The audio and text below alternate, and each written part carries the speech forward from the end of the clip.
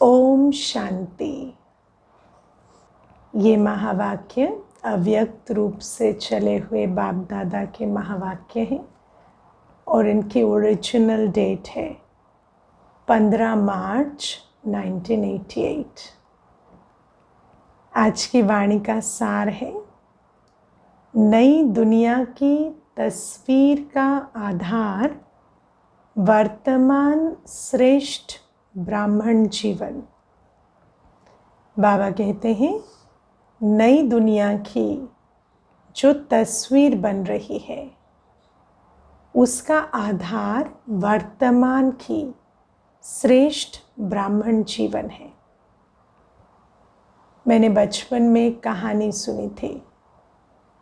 एक छोटा बच्चा था, तो वो बच्चा पिताजी को तंग कर रहा था और पिताजी काम करने की कोशिश कर रहे थे।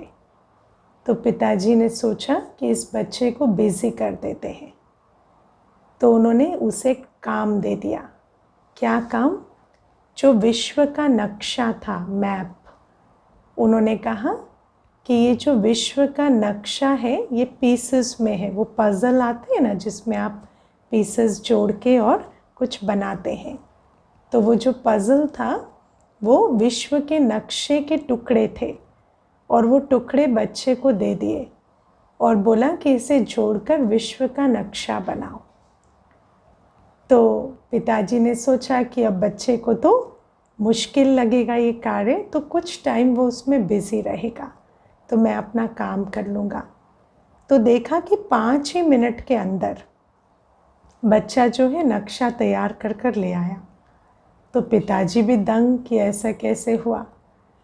तो बच्चे को बताया कि आपको कैसे पता चला कि विश्व का नक्शा कैसे बनता है, कौन सी पीस कहाँ लगती है। तो बच्चे ने कहा, अच्छा विश्व का नक्शा बनाना था क्या? मुझे तो नहीं पता था। मैंने तो उसके दूसरी तरफ एक मनुष्य का चेहरा था, तो उस मनुष्य के चेहरे को जब मैंने जोड़ा, क्योंकि वो तो आसान था, आँख कान नाक मुँह का ज्ञान मुझे था, तो मैंने जब उसको जोड़ा तो अच्छा दूसरी तरफ विश्व का नक्शा बन गया क्या? अच्छा, ये तो बहुत इजी था। तो ऐसे ही बाबा हमें कहते हैं कि दुनिया को श्रेष्ठ बनाना, नए संसार की तस्वीर बनाना कभी कभी बहुत मुश्किल लगता है, लेकिन बाबा ने हमें उसका बहुत सहज तरीका बताया है। इस समय श्रीमत पर जो ब्राह्मण जीवन की मर्यादाएं हैं, वो जैसे जैसे बाबा हमें सिखाते चले जा रहे हैं, अगर हम उन मर्यादाओं पर चलकर अपनी श्रेष्ठ ब्राह्मण जीवन बना लेते हैं, तो इस श्रेष्ठ ब्राह्मण जीवन के आधार से, वर्तमान की इस श्रेष्ठ ब्राह्मण जीवन के आधार से भविष्य दुनिया की तस्वीर अपने आप बनती चली जा रही है। तो सुनते हैं आज बाबा के महावाक्य। आज विश्व रचता, विश्व की श्रेष्ठ तकदीर बनाने वाले बाप दादा अपने श्रेष्ठ तकदीर की तस्वीर स्वरूप बच्चों को देख रहे हैं। श्रेष्ठ तकदीर की तस्वीर स्वरूप बच्चे हैं। आप सभी ब्राह्मण आत्माएं विश्व की श्रेष्ठ तकदीर की तस्वीर हो। ब्राह्मण जीवन की तस्वीर से भविष्य की श्रेष्ठ तकदीर स्पष्ट दिखाई देती है। जैसे आज के जीवन की तस्वीर है, ऐसे ही भविष्य की तकदीर है। ब्राह्मण जीवन का हर श्रेष्ठ कर्म भविष्य श्रेष्ठ फल का अनुभव कराता है। बाबा ने परसों की वाणी में बहुत सहज और सिंपल तरीके से बताया कि दुनिया में जो भी पढ़ाई है, वर्षा है, पालना है, सब कुछ इस जन्म के लिए है। और हमें सुप्रीम बाप, सुप्रीम टीचर, सुप्रीम सतगुरु जो भी कुछ दे रहे हैं वो भविष्य के लिए। तो इस समय बाबा की श्रीमत पर हम जो एक एक कर्म कर रहे हैं वो कल के भविष्य की तस्वीर बना रहा है। ब्राह्मण जीवन का श्रेष्ठ संकल्प भविष्य का श्रेष्ठ संस्कार स्पष्ट करता है।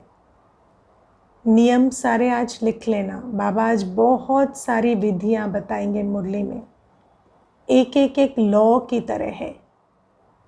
मुझे एक बार एक सेशन कराना था लॉज ऑफ स्पिरिचुअलिटी पर, तो 10-12 लॉ के बाद और इतना स्मृति में नहीं था, लेकिन आज जब मुरली सुन रही थी तो ऐसा लगा जैसे बाबा देखो एक ही मुरली में कितने सारे लॉज समझा रहे हैं। ये किया तो ये ऐसा, इस विधि से ये सिद्धि, तो कितने सारे लॉज आज बाबा बताएंगे। इन सारे नियमों को आप एकदम नोट कर लेना, बुद्धि में भी और जीवन में भी। तो पहला लॉ, ब्राह्मण जीवन का श्रेष्ठ संकल्प भविष्य का श्रेष्ठ संस्कार स्पष्ट करता है। एक एक संकल्प, एक एक श्रेष्ठ संकल्प, ब्राह्मण जीवन का संकल्प भविष्य का श्रेष्ठ संस्कार दिखा रहे हैं। तो वर्तमान ब्राह्मण जीवन तस्वीर है भविष्य तकदीरवान संसार की। बाप दादा ऐसे भविष्य के तस्वीर बच्चों को देख हर्षित होते हैं। तस्वीर भी आप हो, भविष्य की तकदीर के आधार मूर्त भी आप हो। पहचानते हैं स्वयं को।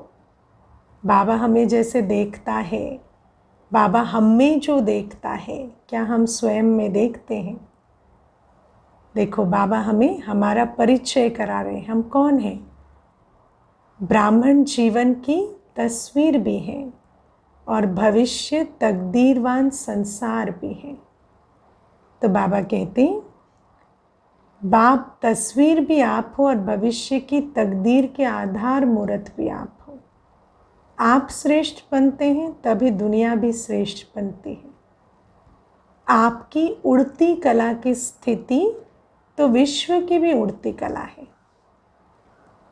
आप ब्राह्मण आत्माएं समय प्रति समय जैसी स्टेज से पास करते हो, विश्व की स्टेजेस भी परिवर्तन होती रहती हैं। हम कलेक्टिवली ब्राह्मण परिवार, पूरा ये जो ब्राह्मण संसार है, हम जिस स्टेज से पार कर रहे हैं वैसे वैसे भविष्य की अलग अलग स्टेज तैयार हो रही है। हम सब कलयुगी से द्वापर युगी स्टेज पर पहुँचे, त्रेता युगी पर पहुँचे, सतयुगी बने। ऐसे ऐसे भविष्य की अलग अलग स्टेज तैयार होती जा रही है। ये कलेक्टिव कॉन्शियसनेस भविष्य का निर्माण कर रही है। विज्ञान कहता है your imagination is the preview to your future. जो जो बुद्धि में निर्माण होता जाता है उससे भविष्य की तस्वीर बनती जाती है। और ब्राह्मण जीवन माना नई दुनिया की तस्वीर बनाने के कर्म हम कर रहे हैं। आपकी सतो प्रधान स्थिति है तो विश्व भी सतो प्रधान है, गोल्डन एजेड है। आप बदलते हैं तो दुनिया भी बदल जाती है। इतने आधार मूर्त हो। हाँ, स्वमान में बैठे हम सब आधार मूर्त आत्माएं हैं। हम जो कर रहे हैं, जैसे आधार पर सारी बिल्डिंग टिकी होती है, ऐसे भविष्य का सारा संसार वर्तमान श्रेष्ठ जीवन और कर्म के आधार पर है। वर्तमान समय बाप के साथ कितना श्रेष्ठ पाठ बजा रहे हो। बाबा तो पाठ बजा ही रहे हैं विश्व कल्याण का, दुखहर्ता सुखकर्ता का, पतित पावन का, ज्ञान सागर का। लेकिन हम कौन हैं?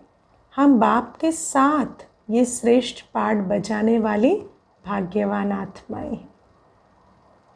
सारे कल्प के अंदर सबसे बड़े ते बड़ा विशेष पाठ इस समय बजा रहे हो।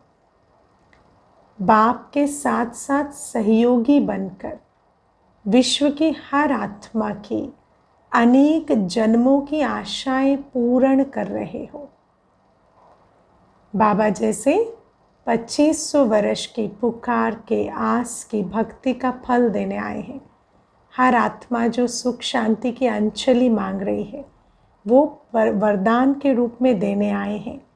ऐसे हम भी बाबा के साथ साथ सर्व आत्माओं की आशाएं पूर्ण कर रहे हैं। बाप द्वारा हर आत्मा को मुक्ति व जीवन मुक्ति का आधार प्राप्त कराने का अधिकार प्राप्त कराने के निमित्त बने हुए हो। सिर्फ वर्तमान की आशाएं नहीं, मुक्ति जीवन मुक्ति का अधिकार भी बाप द्वारा प्राप्त कराने के निमित्त बने हुए हो। लेकिन इन सारी बातों में अंडरलाइन क्या करना है? बाबा ने कहा सहयोगी बनकर ये सब कार्य कर रहे हैं। हम सब में से हम अपने आप को पूछें, हम स्टूडेंट तो हैं, योगी तो हैं, सहयोगी हैं? क्योंकि बाबा कहते योगी सो सहयोगी। अगर हम सहयोगी नहीं हैं तो योगी भी नहीं हैं।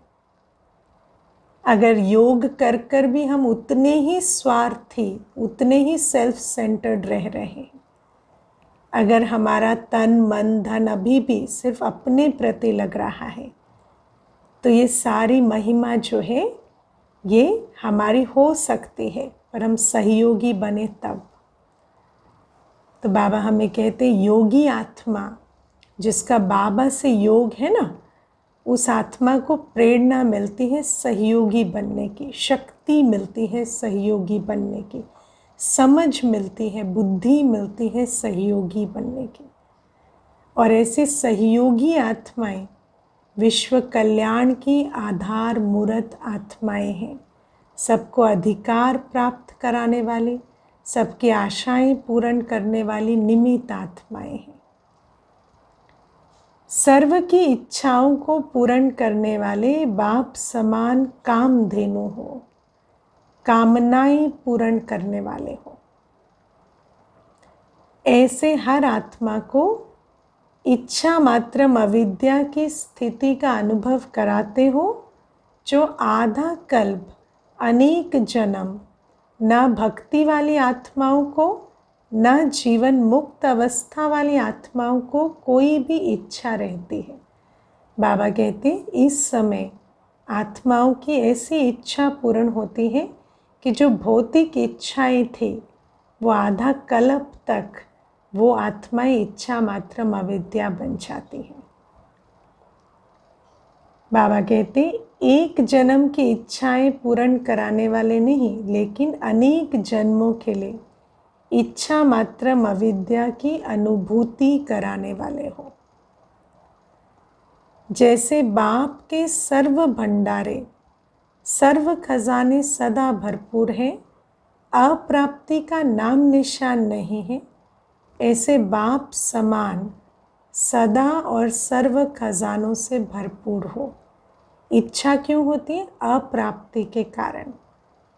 और जो आत्मा बाप समान भरपूर बन जाती है, बाप के खजानों से, आत्मिक खजानों से, वो आत्मा अनेक जन्मों तक इच्छाओं के जाल से निकल जाती है।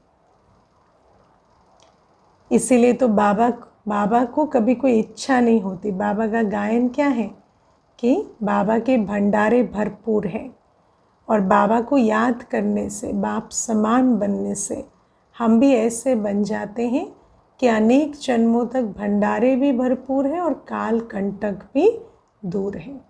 और इस सब के लिए जो बाबा हमें विधि सिखाते हैं ना, तन की, मन की, धन की, सब की विधियाँ जो सिखा रहे हैं वो हमें अपनानी है। ब्राह्मण आत्मा अर्थात प्राप्ति स्वरूप आत्मा, संपन्न आत्मा।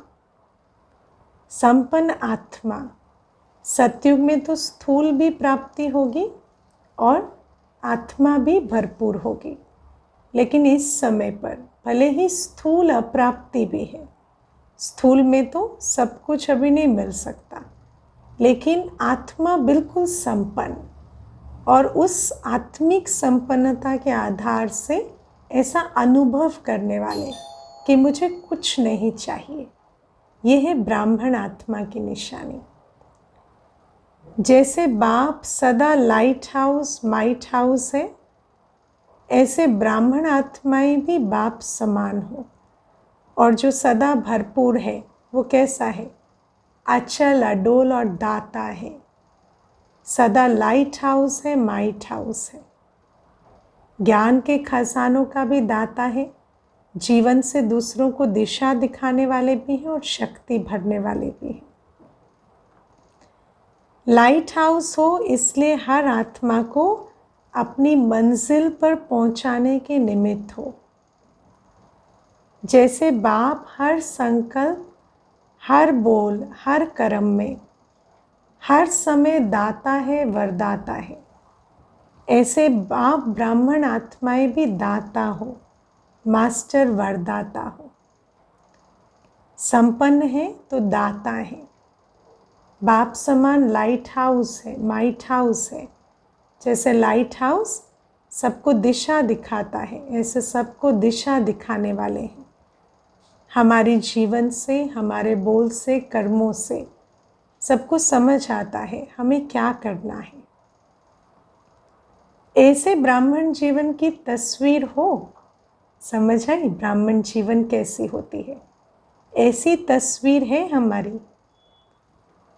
कोई भी तस्वीर बनाते हो तो उसमें सभी विशेषताएं दिखाते हो ना, है ना। दुनिया में भी भक्ति में तस्वीर बनती है तो एक एक गुण, एक एक शक्ति को किसी न किसी यंत्र, शस्त्र, है ना, अस्त्र के रूप में दिखाया गया है, क्योंकि तस्वीर कंप्लीट होनी चाहिए, तभी वो सही सूचना देती है, सही दिशा दिखाती है, सही इंडिकेटर देती है। तो बाबा कहते हैं ऐसे ही हमारी जो तस्वीर है वो हर गुण, हर शक्ति, हर मर्यादा, ब्राह्मण जीवन के हर कर्तव्य की छवि से भरपूर होनी चाहिए। तब हम भी किसी दूसरे को उस तस्वीर से कुछ इशारा दे सकेंगे। ऐसे वर्तमान समय की ब्राह्मण जीवन की तस्वीर की विशेषताएं अपने में भर ली हैं। बड़े ते बड़े चित्रकार आप हो जो अपना चित्र भी बना रहे हो। दुनिया में कितना भी बड़ा चित्रकार हो अपना चित्र नहीं बनाता, और हम तो अपना चित्र बना रहे हैं, इतने बड़े चित्रकार हैं, लेकिन अपने चित्र के साथ साथ अपने चरित्र का चित्र बना रहे हैं। ये महानता है चित्रकार की। आपके चित्र बनते ही विश्व का चित्र बनता जा रहा है। ऐसे अनुभव करते हो ना। कई पूछते हैं ना कि नई दुनिया में क्या होगा, तो नई दुनिया की तस्वीर ही आप हो, है ना। जब मधुबन जाते हैं, सेंटर आते हैं, तो क्या कहते हैं? ये तो स्वर्ग का मॉडल है। ऐसा लगता है जैसे स्वर्ग में ही आ गए हैं। क्यों? क्योंकि नई दुनिया में वही होगा जो इस समय इस छोटे ब्राह्मण संसार में हो रहा है। हमारी जो ब्राह्मण जीवन है मॉडल है नई दुनिया का। आपके जीवन से भविष्य स्पष्ट होता है। इस समय भी आपकी तस्वीर में देखो कि सदा ऐसी तस्वीर बनी है जो कोई भी देखे तो सदा के लिए प्रसन्नचित हो जाए। कोई इस ब्राह्मण संसार में प्रवेश करे, कोई हमें देखे, हमारा संग करे तो प्रसन्नचित हो जाए। वो भी वो प्रसन्नता जो आंतरिक है। जैसे आज भी देवताओं के चित्र देखते हैं तो चित्र भी प्रसन्न करते हैं। तो देवता जिस आधार से बने हैं उस ब्राह्मण जीवन को देखकर भी कोई प्रसन्नचित हो जाए। कोई भी ज़रा भी अशांति की लहर वाला हो तो आपकी तस्वीर देख अशांति को ही भूल जाए। शांति की लहरों में लहराने लगे। कोई कोई बात लेकर आए जिसको भूलना छोड़ना मुश्किल है, लेटिंग गो बहुत मुश्किल है, लेकिन आपकी सहज पर्सनालिटी देखकर, आपकी शांत वृत्ति देखकर, आपकी शांत स्थिति देखकर, उन शांति की लहरों में वो बड़ी बात भी छोड़ना, भूलना, अशांति की बातों को विलीन कर देना उसके लिए सहज हो जाए।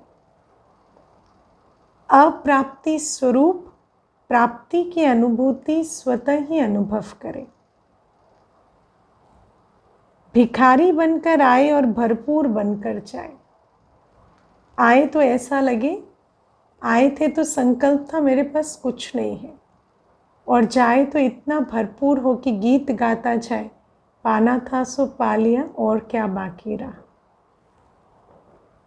आपकी मुस्कुराती हुई मूरत देख मन का व आँखों का रोना भूल जाए, मुस्कुराना सीख जाए। आप लोग भी बाप को कहते हो ना, मुस्कुराना सिखा दिया, गीत है ना अपना, किसी ने अपना बना के मुझको मुस्कुराना सिखा दिया। तो बाबा कहते बाप समान आत्माएं भी ऐसी हो जो किसी को मुस्कुराना सिखा दे। तो आपका काम ही है रोना छुड़ाना और मुस्कुराना सिखाना। रोना और मुस्कुराना कोई भौतिक कारण से नहीं होता। रोना और मुस्कुराना अंदर प्राप्ति स्वरूप या अप्राप्ति स्वरूप के कारण होता है। तो ऐसी तस्वीर ब्राह्मण जीवन है। सदा ये स्मृति में रखो कि हम ऐसे आधार मूर्त हैं, फाउंडेशन है। हम जो अभी कर रहे हैं ना, तो सत्युग की तस्वीर बन रही है। ये याद रखना है। इतना अपने एक एक संकल्प, एक एक कर्म पर अटेंशन देना है। वृक्ष के चित्र में देखा ब्राह्मण कहाँ बैठे, फाउंडेशन में बैठे हैं ना। याद है कल वृक्ष का चित्र, कहाँ बैठे हम ब्राह्मण, बिल्कुल जड़ों में, फाउंडेशन में। ब्राह्मण फाउंडेशन मजबूत है तब आधा कल्प अचल अडोल रहते हो। जो तना है उसका भी आधार क्या है, फाउंडेशन। तो आधा कल्प अचल अडोल अवस्था का आधार है इस समय ब्राह्मण जीवन का फाउंडेशन मजबूत होना। साधारण आत्माएं नहीं हो, आधार मूर्त हो, फाउंडेशन हो। इस समय की आपकी संपूर्ण स्थिति सत्युग की 16 कला संपूर्ण स्थिति का आधार है। इस समय जितनी संगम युगी ब्राह्मण तस्वीर कंप्लीट है, स्थिति संपूर्ण है, उतना ही 16 कला संपूर्ण सत्युग में बनेंगे। हम कहें हमसे उठा नहीं जाता, हमसे भोजन शुद्ध नहीं किया जाता, हमसे सहयोगी नहीं बनाया जाता, हमसे तन मन धन सफल नहीं किया जाता, और हम कहें हम 16 कला संपूर्ण बनेंगे, लॉ नहीं कहता। जितने संपूर्ण हम ब्राह्मण हैं उतने ही संपूर्ण हम देवता बनेंगे। अब की एक मत वहाँ के एक राज्य के आधार मूर्त है। एक राज्य में आना है ना, तो अभी एक मत बनना ही पड़ेगा। और बार बार बताती हूँ, एक मतलब एक मत ये नहीं होती कि सबकी मत एक हो जाए। सबकी मत कभी एक नहीं होगी, लेकिन मतभेद ना हो। मत के अंतर के कारण दिल में मतभेद ना आए। हमारी स्नेह की स्थिति, रिगार्ड की स्थिति, संगठन में मिलकर कार्य करने की क्षमता, एक की मत अलग है, एक की मत अलग है, उस कारण से ये जो प्रेम की सृष्टि है ये ना बदले। यहाँ के सर्व खजानों की संपन्नता, ज्ञान, गुण, शक्तियाँ, सर्व खजाने वहाँ की संपन्नता का आधार है। जितने यहाँ ज्ञान गुण शक्तियों के खजानों से संपन्न है, उतने वहाँ भंडारे भरपूर होंगे। यहाँ की देह के आकर्षण से न्यारापन वहाँ के तन की तंदुरुस्ती की प्राप्ति का आधार है। जितनी इस समय देह के आकर्षण से न्यारापन है, पवित्रता है, बाबा कहते हैं ना, योग से निरोगी काया होगी। योग से क्या होता है? देह की इंद्रियों की आकर्षण खत्म हो जाती है। एक बाबा का चित्र, एक बाबा का चरित्र बुद्धि में रहे। कोई भी देह की दुनिया की बातें आकर्षित ना करे। ऐसी अवस्था होती है तो वहाँ निरोगी काया होगी, तंदुरुस्ती प्राप्त होगी। अशरीरीपन की स्थिति निरोगीपन और लंबी आयु के आधार स्वरूप है। यहाँ के बेफिक्र बादशाहपन की जीवन वहाँ के हर घड़ी के मन की मौज की जीवन इसी स्थिति के प्राप्ति का आधार बनती है। जितने यहाँ बेफिक्र बादशाह हैं, उतने वहाँ हर सेकंड मन की मौज में रहेंगे।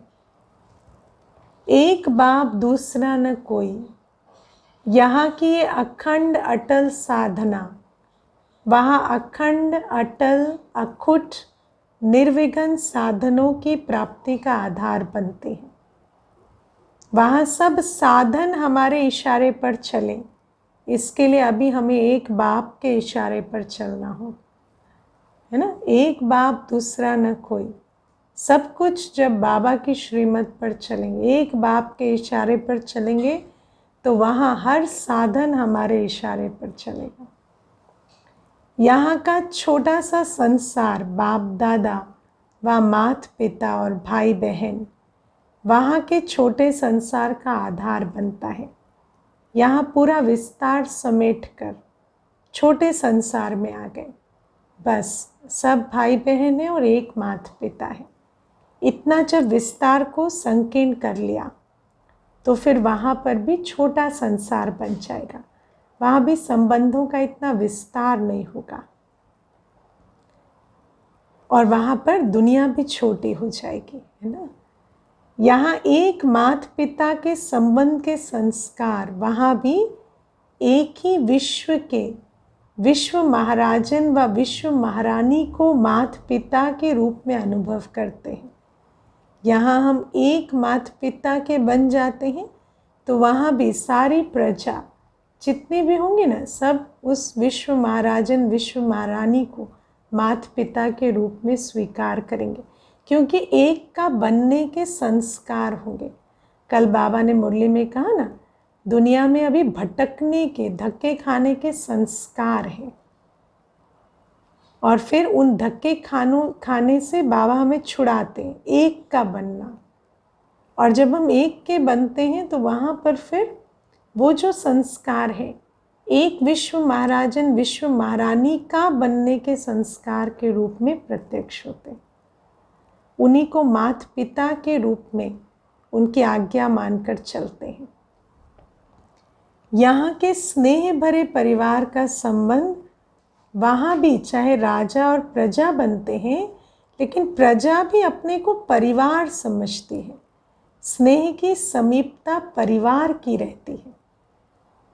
अंडरलाइन करना इसको। सतयुग में भले ही नाम होगा राजा और प्रजा, लेकिन आपस में संबंध में वही स्नेह होगा जो परिवार में होता है।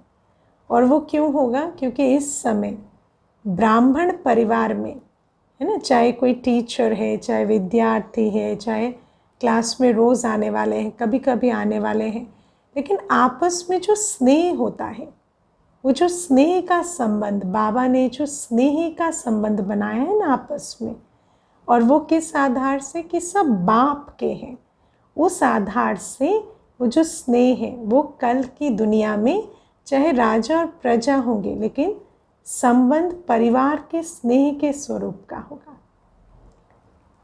चाहे मर्तबे रहते हैं, लेकिन स्नेह के मर्तबे हैं, संकोच और भय के नहीं।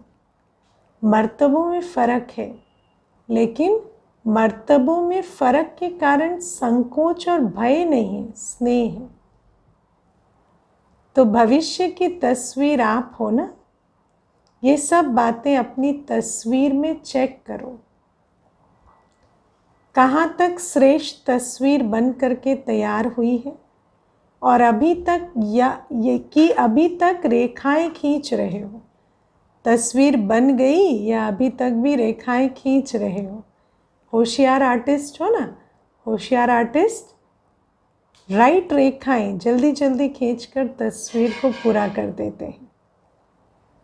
बाप दादा यही देखते रहते हैं कि हर एक ने कहाँ तक तस्वीर तैयार की है। दूसरे को उलझना तो दे नहीं सकते कि इसने ये ठीक नहीं किया इसलिए ऐसा हुआ। अपनी तस्वीर आप ही बनानी है। बाबा ने कहा ना, तुम वो श्रेष्ठ चित्रकार हो जिसको अपनी तस्वीर बनाने का जिम्मा मिला है। बाबा ने ना हमें ये आज्ञा दी है हम अपनी तस्वीर बनाने की कलम किसी और को दें, ना ये आज्ञा दी है कि उनकी तस्वीर की कलम हम अपने हाथों में लें, है ना। बाबा कहते अपनी तस्वीर स्वयं बनानी है, इसलिए ये नहीं कह सकते इनके कारण नहीं बनी। और चीज़ें तो सब बाप दादा से मिल ही रही हैं, उसमें तो कमी नहीं है ना, है ना। और जो भी है, रंग है, कलम है, सब कुछ बाबा से मिल रही है। रंग क्या है? गुण है, शक्तियाँ हैं, कलाएं हैं, श्रीमत है। और कलम क्या है? कलम है बाबा के डायरेक्शंस, बाबा की आज्ञाएं, ज्ञान। तो बाबा कहते सब कुछ बाबा दे रहे हैं, अब हर एक को बाप से लेना है और अपनी तस्वीर आप ही बनानी है। यहाँ भी खेल सिखाते हो ना, जिसमें चीज़ खरीद कर फिर बनाते हो। बनाने वाले के ऊपर होता है, जितना चाहे उतना ले, है ना, जितना चाहे उतना ले। मटेरियल रखा हुआ है, आपके अंदर योग्यता है अच्छे से अच्छी तस्वीर बनाने की, तो बाबा तो सागर है, बहुत मटेरियल देता चला जा रहा है। लेने वाले सिर्फ ले सके, बस एक ही कंडीशन है, बाकी खुला बाजार है। बाप दादा ये हिसाब नहीं रखता कि 2 लेना है या 4 लेना है। सबसे बढ़िया तस्वीर बनाई है ना, तो सोचो ऐसा खुला खजाना मिला है, तो हम अपने आप से पूछें, इस खजाने का लाभ लेकर सबसे सुंदर तस्वीर बनाई। सदा अपने को ऐसे समझो कि हम ही भविष्य के तकदीर की तस्वीर हैं। हम अपने भविष्य की तकदीर की तस्वीर भी बना रहे हैं और विश्व के भविष्य की तकदीर की तस्वीर भी बना रहे हैं। ये अवेयरनेस, ये स्मृति हमेशा रहे। हर कर्म, हर सेकंड को साधारण नहीं समझना है, संकल्पों को साधारण नहीं लेना है, क्योंकि इनका असर मेरे भविष्य स्वरूप पर भी पड़ रहा है और विश्व की भविष्य तस्वीर पर भी पड़ रहा है। ऐसे समझकर हर कदम उठाओ।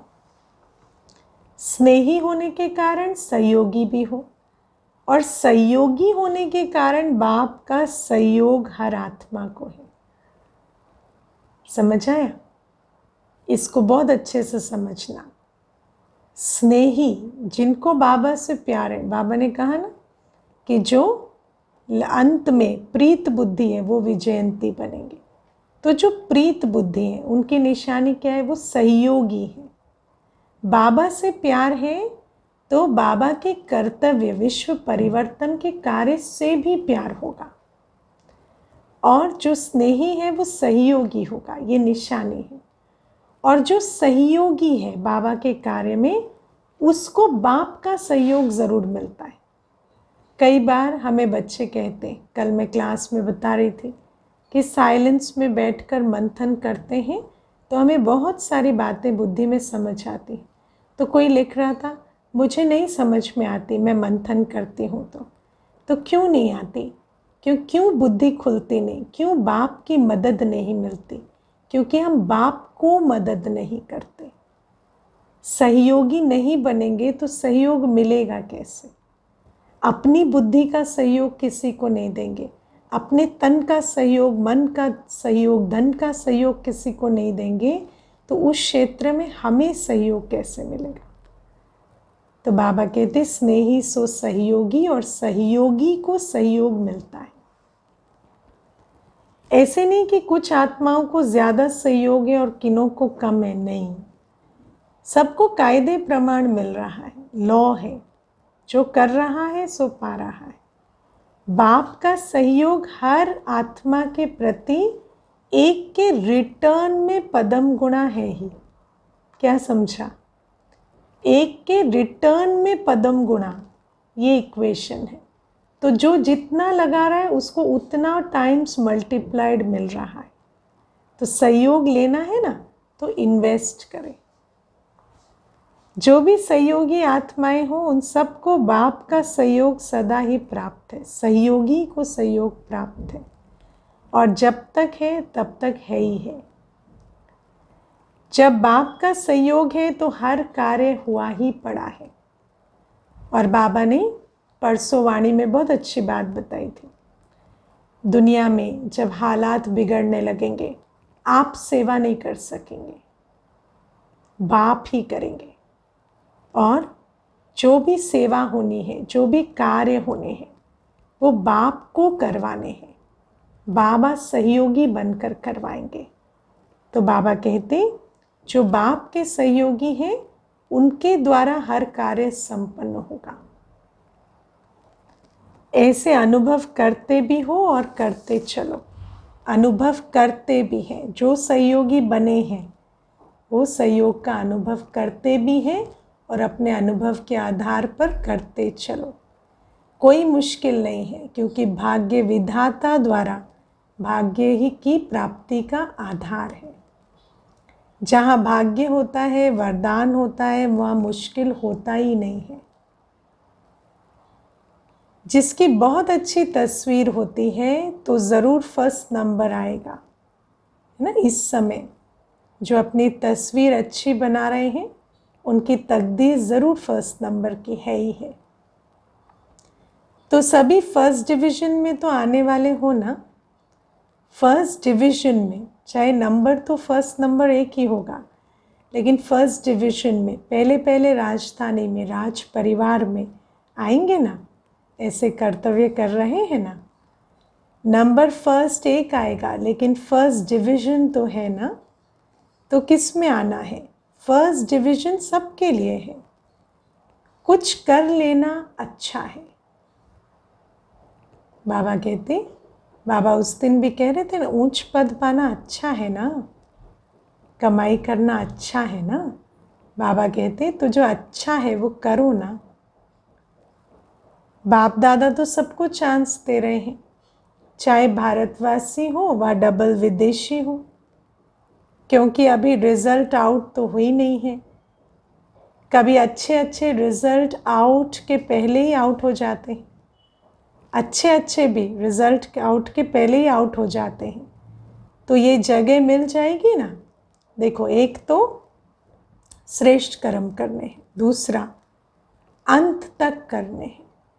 लास्ट बॉल पे आउट हो गया तो कुछ नहीं मिलेगा। तो बाबा कहते रिजल्ट आउट होने से पहले आउट हो गए तो वो जगह फिर कोई और ले लेगा। इसलिए जो भी लेना चाहो अभी चांस है। फिर बोर्ड लगा देते हैं कि अभी जगह नहीं है, ये सीट फुल हो जाएगी, इसलिए खूब उड़ो। दौड़ो नहीं, लेकिन उड़ो। दौड़ने वाले तो नीचे रह जाएंगे, उड़ने वाले उड़ जाएंगे। उड़ते चलो और उड़ाते चलो। अच्छा, पर्सनल मुलाकात। बाबा के सामने बैठकर सुने महावाक्य। बाप का हाथ सदा मस्तक पर है ही, ऐसा अनुभव करते हो। श्रेष्ठ मत ही श्रेष्ठ हाथ है। बाबा का हाथ क्या है? श्रीमत। तो जहाँ हर कदम में बाप का हाथ अर्थात श्रेष्ठ मत है, वहाँ श्रेष्ठ मत से श्रेष्ठ कार्य स्वतः ही होता है। बाबा का हाथ तो शुभ कार्य कराने वाला है ना, तो जहाँ बुद्धि में श्रीमत है वहाँ श्रेष्ठ कार्य होते रहते हैं। सदा हाथ की स्मृति से समर्थ बन आगे बढ़ाते चलो। बाप का हाथ सदा ही आगे बढ़ाने का अनुभव सहज कराता है। इसलिए इस श्रेष्ठ भाग्य को हर कार्य में स्मृति में रख। भाग्य मिला है, श्रीमत मिली है, बस क्या करना है, हर कार्य करते याद रखना है श्रीमत को, तो आगे बढ़ते रहेंगे। श्रीमत याद है तो शुभ कर्म होंगे, शुभ कर्म होंगे, श्रेष्ठ कर्म होंगे तो आगे ही बढ़ेंगे। सदा हाथ है और सदा जीत है। प्रश्न है, सहज योगी सदा रहे, उसकी सहज विधि कौन सी है? हाँ, सभी पूछते हैं ना, कांस्टेंट योग, सहज योग कैसे रहे, जीवन हमारी सहज योगी जीवन बन जाए, उसकी सहज विधि क्या है? तो बाबा आज खुद उत्तर देते हैं। बाबा कहते हैं, बाप ही संसार है, इस स्मृति में रहो तो सहज योगी बन जाएंगे। क्योंकि सारा दिन संसार में ही बुद्धि जाती है। संसार में क्या क्या होता है? संबंध और प्राप्ति, दो चीज़ें होती हैं। संसार में दो चीज़ें होती हैं, संबंध और प्राप्ति। और अगर ये बुद्धि में आ गया है कि बाबा ही संसार है, सर्व संबंध भी बाबा से है और सर्व प्राप्ति भी बाबा से है, तो फिर सारे दिन एक बाबा में ही बुद्धि जाएगी। जब बाप ही संसार है तो बुद्धि कहाँ जाएगी? संसार में ही जाएगी ना, जंगल में तो नहीं जाएगी। अब जब बाबा संसार बन जाता है, बाकी सब क्या हो गया? जंगल है, आग लगने वाली है इस जंगल को।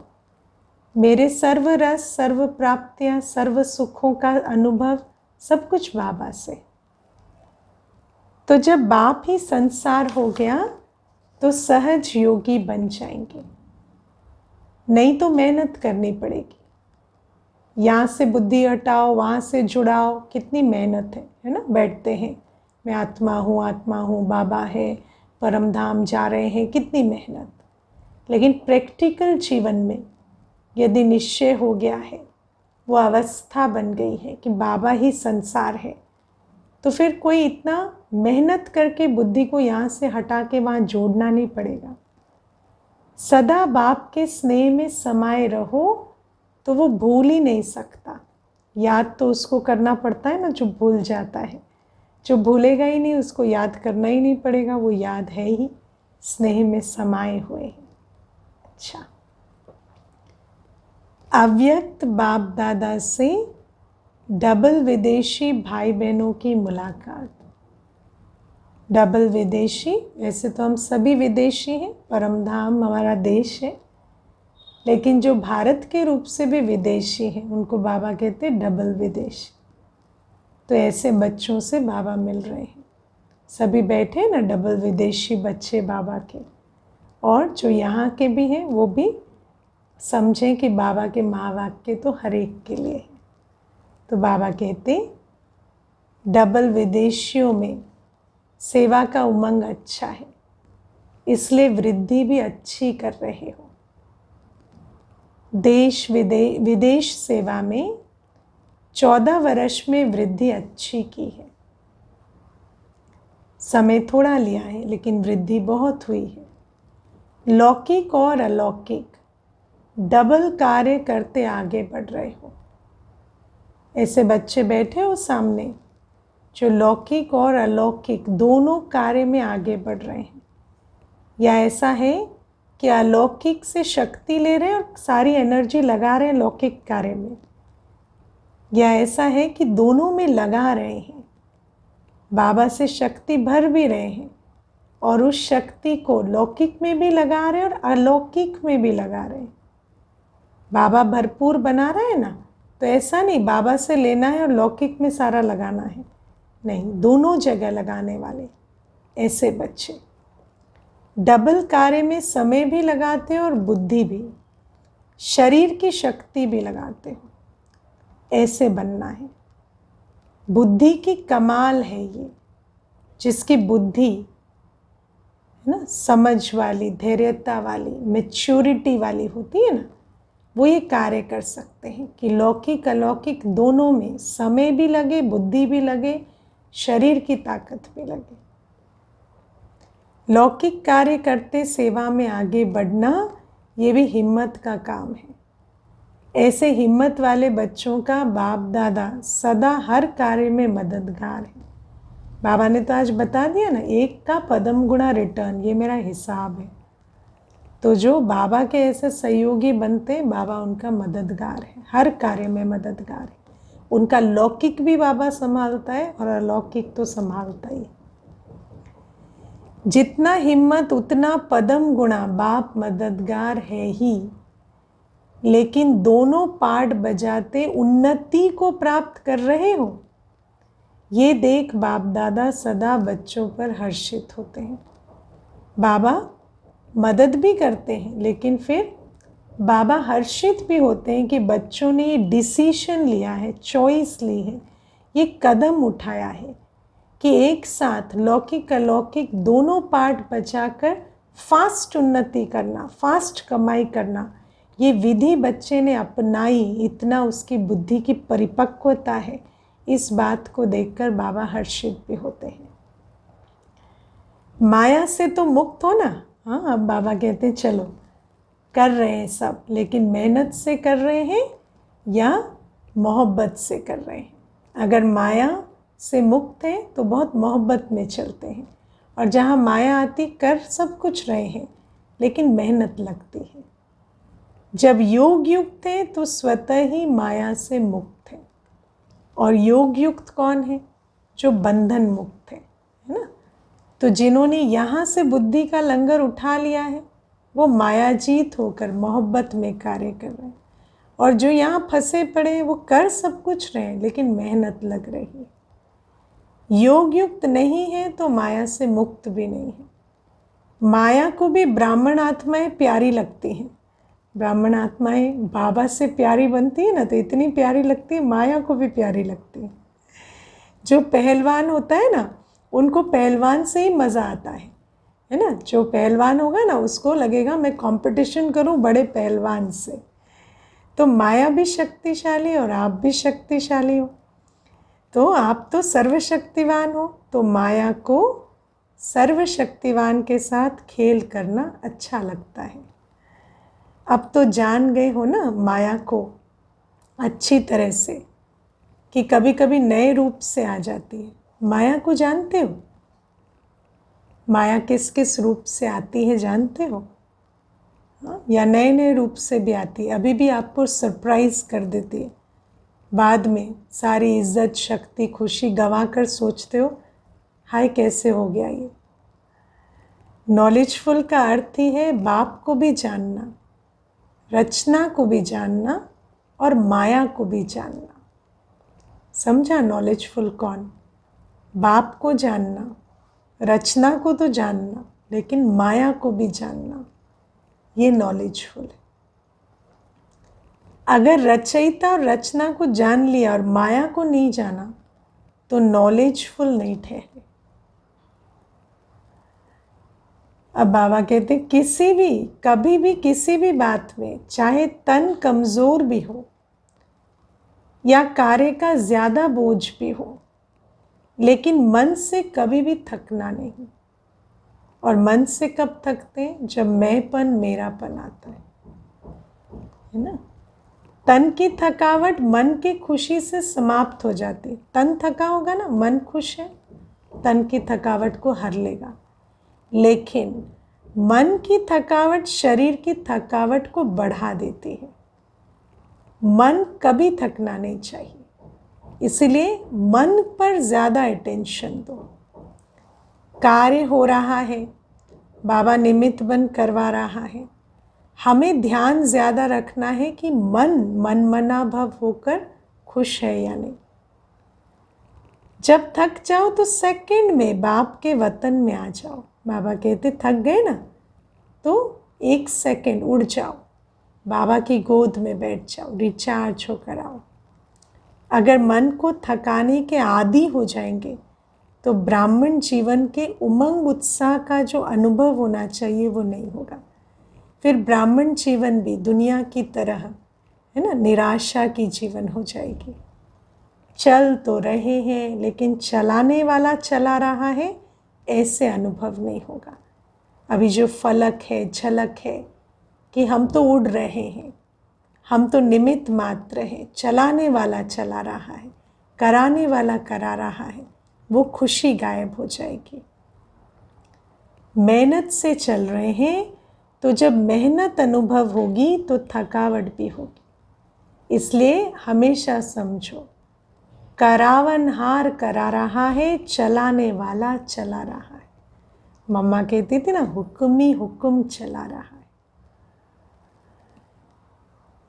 अब बाबा बहुत इम्पोर्टेंट बात आज एक और समझाते हैं, ध्यान देना। समय और शक्ति दोनों के प्रमाण सेवा करते चलो।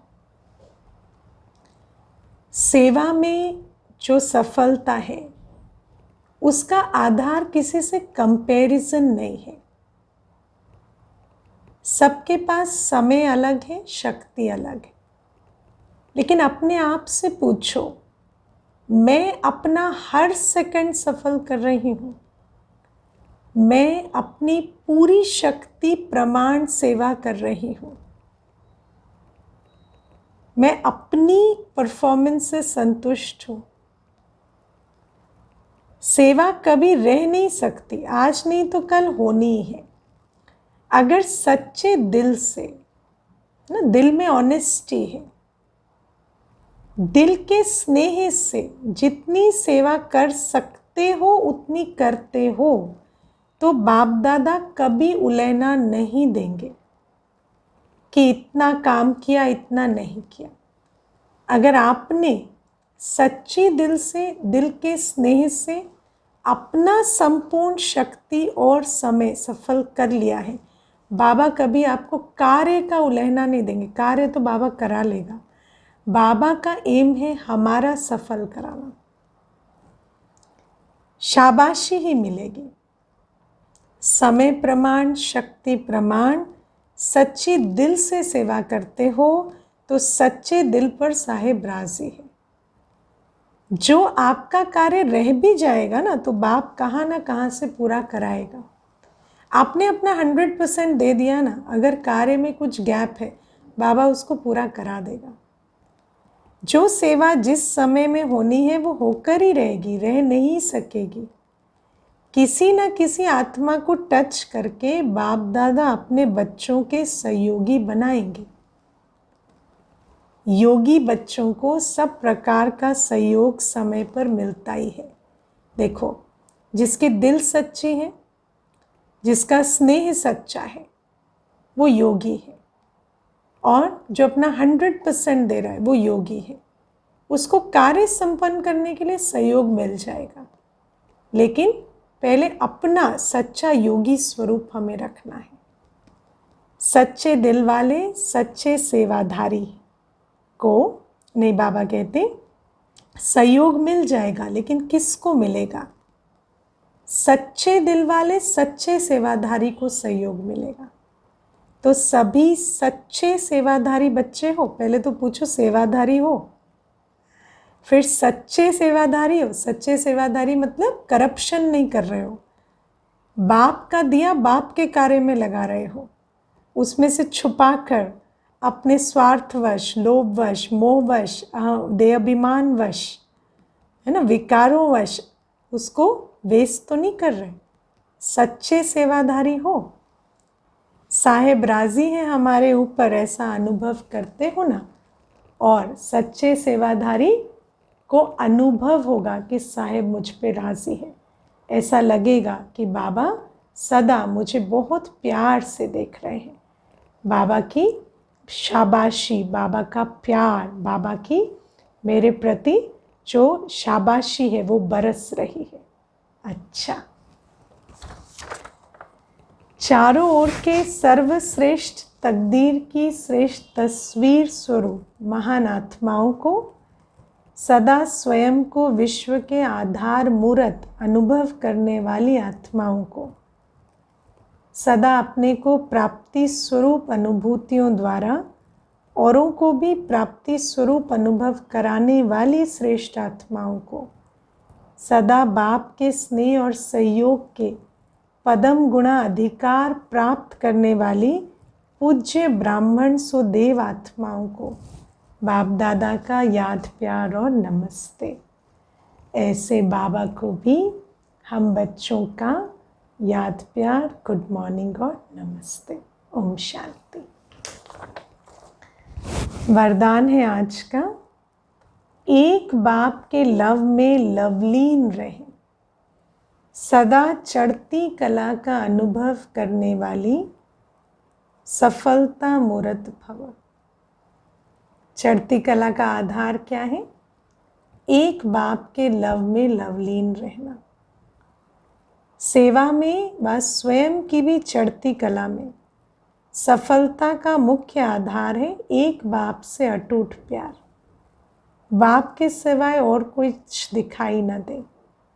संकल्प में भी बाबा, बोल में भी बाबा। चेक करना, हर बोल में बाबा है, हर संकल्प में बाबा है, कर्म में भी बाप का साथ है और हर कर्म में बाबा का कार्य साथ में हो रहा है, क्योंकि जो बाबा का साथ देंगे उनको बाप का साथ अनुभव होगा। ऐसी लवलीन आत्मा एक शब्द भी बोलते हैं तो उसके स्नेह के बोल दूसरी आत्मा को भी स्नेह में बांध देते हैं। बाबा के स्नेह में बोले गए बोल दूसरी आत्मा को भी बाबा के स्नेह में बांध देते हैं। बहुत सुंदर नियम है।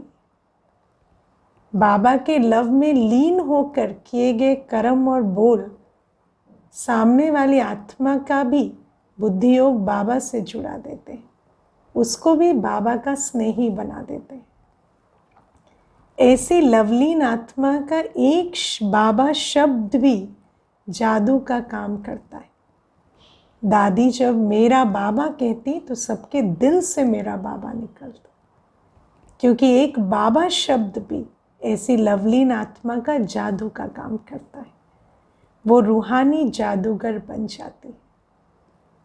जिस्मानी जादूगर तो 5 तत्वों की सृष्टि में कुछ ना कुछ जादू दिखाते, और यहाँ तो आत्मा के अंदर ही मन बुद्धि में झनकार हो जाती है। ऐसे रूहानी जादूगर बनते हैं।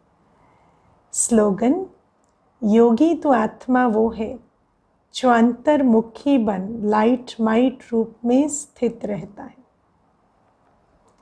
योगी कौन? पहले तो योगी के लिए अंतर्मुखी, और अंतर्मुखी बन बाबा की याद में लाइट माइट स्वरूप रहने वाले बच्चे, वो है योगी बच्चे।